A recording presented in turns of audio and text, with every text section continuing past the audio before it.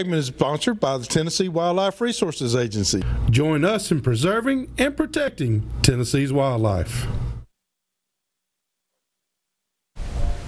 All right, welcome back, everyone. We've still got our phone lines open here at 615-737-7767. We'll take your calls. Until then, we've got one right here, I believe. All right. Who's on 3? Tyler? Tyler, how can we help you tonight? How you doing, Mr. Hugh? Doing great, Tyler. I was wondering if the TWRA could go back and change stuff. Do you think they would have put all the rattlesnakes out to get the turkeys? Well, now, Tyler, I'm going to tell you something. They never put those rattlesnakes out. I've heard stories where they parachuted them in. I've heard it all. But I can tell you for a fact that TWRA did not release rattlesnakes into the wild. They just didn't do it. And that's a misnomer. I mean, a lot of people have thought that they did and were told that they did, but that is not true. But to answer that about the turkeys, I think we're going to have to do what we started off doing, and that was capturing turkeys where there was a bunch of them and kind of spreading them out a little bit. I think so too. The biggest thing I think with the turkeys, first of all, when it comes to predators for turkeys, your number one are your raccoon, your possum, your skunk. You know, coyotes will get into the eggs once in a while. Every now and then. Usually, though, a coyote's not going to exert the energy it takes to chase a live one. Snakes eat them, but the only point I'm making is that no one is really as detrimental. That's right. I think the biggest thing that's going on is they're losing so much habitat. You know, just like any other wildlife. And what's happening is, so these turkeys are getting pushed into these smaller and smaller pockets. Well, what else is getting pushed into those smaller pockets is the predators. So you're taking and you're putting them all in these smaller pockets and smaller pockets. Predators are getting moved in there with them, and that's why I think you have some areas that are not as affected, because you've got areas that aren't being, the economic growth isn't the same in those areas. Whereas you look here around Middle Tennessee, where most people are complaining about numbers being down. Every field that you drove by a field last week, you drove by this week in the parking lot. That's right. You know, so I think that's probably the biggest pull on it, in my opinion, is probably just the overall loss of habitat that they're experiencing, just like we did with the quail and many other critters, you know, over the years. So, Tyler, we hope that helps you out, brother. Thank you. Thank you. Have a good night. All right. Okay. We have HLI. How can we help you? Hey, Hugh, how y'all doing tonight? We're doing good. How are you?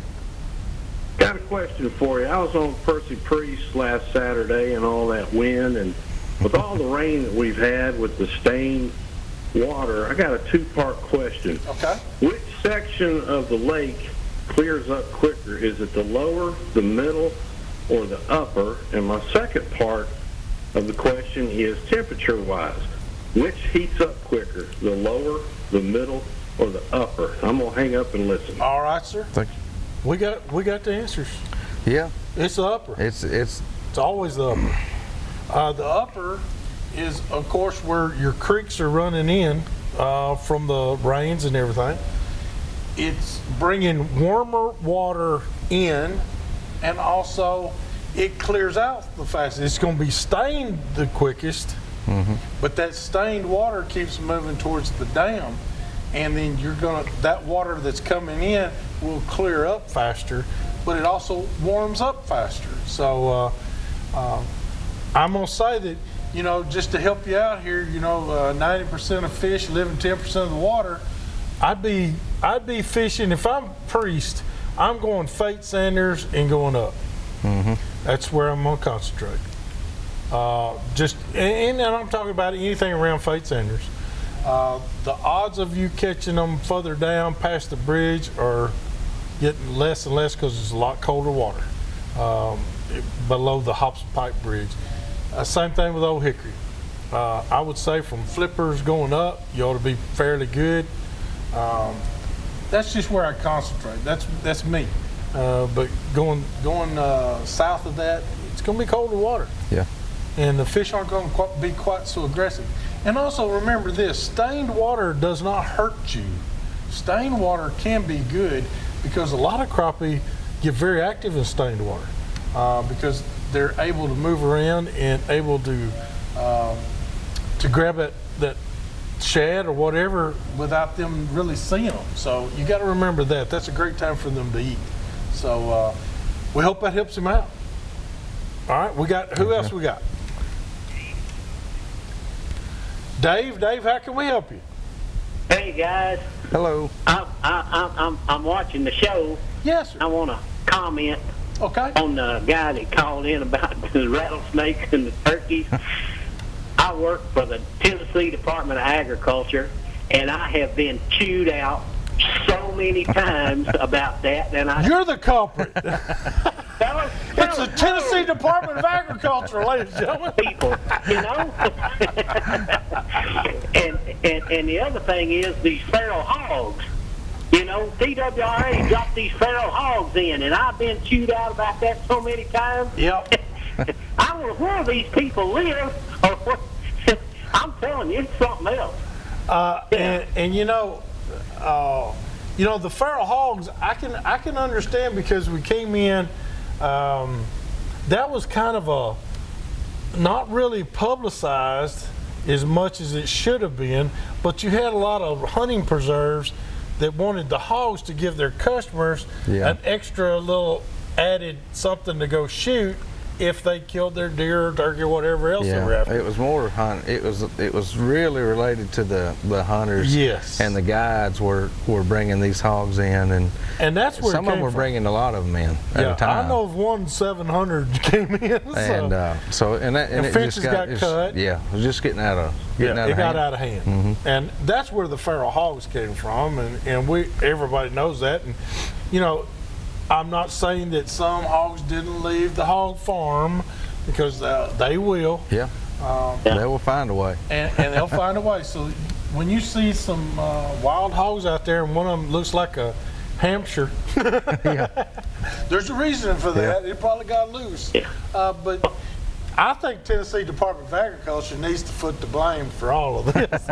Oh yeah, we're all blamed for it. Yeah. But I hate getting chewed out about it because I ain't one of them TWRA guys.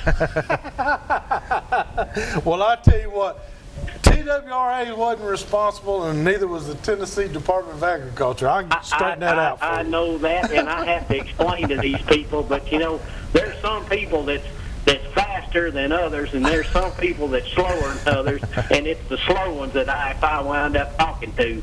Well, just keep praying for me, buddy. I'm going to get faster one of these days. Hey, enjoy the show. Thank you very much. We appreciate you. All right. And we got Matt. Matt, how can we help you? Yeah, guys. Yes, sir. How are you? I don't hunt or fish, but I love crappie. Yeah. I go into a restaurant and get crappie. I don't know. I'm not sure. I know where he used to be able to go. Boyette's up there at Sandburg in Hornbeak, Tennessee, next to Reelfoot. Boyette's restaurant served crappie for 30-something years, but I think they've kind of had to cut that out. I'll tell you where you can go get some if you'll look around and find your local. We've got one coming up in August, I know, at my church, but if you'll look around and find local wild game dinners, there's almost always crappie there. That's a draw. We cook a lot of crappie for ours. So, you know, and like when we were up at New Vision, they had quite a bit of crappie. So that would be my best suggestion if you wanted to find it where someone was cooking. It's going to be like at a church wild game dinner, because I don't know of any restaurant settings that has it. Like I said, the only one that I knew of in the whole state was Boyette's. We have to get after Tom and get in and start carrying some crappie. Well, see, it's illegal. They're a game fish. You can't have it. Yeah, you can't have it. So I didn't understand why Boyette's could do it, but they could. They were legal for years. Probably had a way of raising them, you know. Yeah. But we hope that helps you out. We're sorry, because we love that restaurant too, whichever one serves. That's right. Hey, one more question about that. Okay. Can they not? You said they're game fish, but does that mean you couldn't farm raise crappie? I don't know how it works on a commercial sales, you know, as far as selling them. I wouldn't want to give you advice on that and be wrong, but I do know that you can have crappie stocked. Yes, I mean just like a bass, you can have a stocked crappie pond. I don't know where they draw the line as far as selling them. You know, that's the thing. I don't know either, because you're getting into a kind of a touchy situation there. Yeah, you are. I would imagine it wouldn't be considered a wild resource at that point if they were completely farm raised. Now, I'm not talking about going to Percy Priest and catching 15 of them and releasing them and catching, you know. But if you truly had them farm raised, and that may be how that restaurant was able to work around it. Well, they do farm raised shrimp, freshwater shrimp, stuff like that. They do that, but you also got to take into consideration quail. Take quail, for instance. You have to have a special permit to raise quail. Yeah. And and plus you have to have a special permit to cross state lines with quail. So I would say that crappie would fall kind of in the realms of some of that. So I don't know. But I tell you what you can do. I don't know for sure. You can call Tennessee Wildlife Resources Agency, and they'll get you in touch with somebody that can sure enlighten you as to what you can and cannot do. So we hope that helps you out. We're sorry we don't know. All we got is generalities too. So that's right. On that end of the deal. On that end of it. So, but we hope that helps you out. Appreciate it, guys. Thanks for calling. All right. Good calls. Yeah. All right. Awesome calls. Hey, we got Dennis. Hey, Dennis, how can we help you tonight? I think they ought to stop the fall turkey hunt. See, now that's something too. Yeah, that's another touchy subject. I would agree to a degree on that. And they have already changed it from where you could shoot so many. Yeah. I think that was definitely a mistake. Now I think they've got it regulated well enough, but I do not participate in it. I mean, I usually don't. I'm not too big on shooting hens, but at the same time, I mean, the biologists are making those decisions, and I think that's why they backed off the amount you could shoot when they first opened it. I think they probably noticed the decrease in overall numbers, but you know, you hate to ever take away fall hunting from folks. I know a lot of people really enjoy it. Yeah. And I don't really see that we would need to end the fall season. I just think we need to look at how many. I think we need to drop our numbers down in those areas. Well, that's where the hard part lies, is because it's in those areas. I mean, you know, that's the point. They would have to. TWRA's got a tough job already as it is, and keeping this farmer in let's say Cheatham County happy at the same time he's keeping this farmer in Wilson County happy, it's hard to do. And so, you know, hats off to them on that. I mean, I would not want to have to make those decisions, but the point is, it's just too hard for them to generalize this little pocket from this little pocket to, you know. So I think that's kind of what makes it tougher with the turkeys. I do too. I do too. Hey, we appreciate the calls. We've got to go do our tip of the week. This week's tip of the week is being brought to you by Davidson Farmers Co-op, your hometown store, located right there on Dickerson Road, about a mile from Briley Parkway. Go in there and see Miss Laura and tell her you saw her right here on Southern Woods and Waters. Do you have a tip? I do. Or you got a tip? I got one tip, but I mean, you go ahead. What you got? No, I'll hold that on mine. Enough you gonna hold out? I'll hold out on mine. What do you got? We've been talking about turkeys hunting, and the biologist. What I want people to realize is just about every county has its own wildlife management officer. Okay, and that officer, some of them have biology degrees, some of them don't. Some of them have law enforcement degrees. But anyway, these guys and gals are out there every day going around their territory, their county, per se. Let me tell you something. If you do that enough, you will know, you will have your finger on the pulse of that county. And I think we need to listen more. As a tip of the week, we need to listen more to our county officers. And you know, buy them a cup of coffee and sit down with them and say, hey, what's going on? You can learn a lot from those guys real fast. And I promise you, they're going to appreciate the cup of coffee, and you're going to appreciate the knowledge that they're going to bestow upon you in just a short amount of time.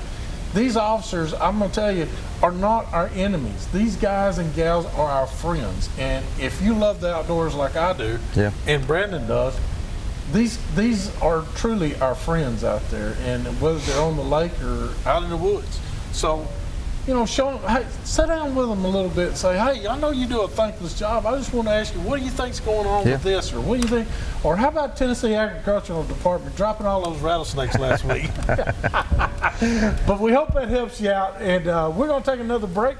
When we come back, we're going to have our recipe right here, so hurry back to more Southern Woods and Water.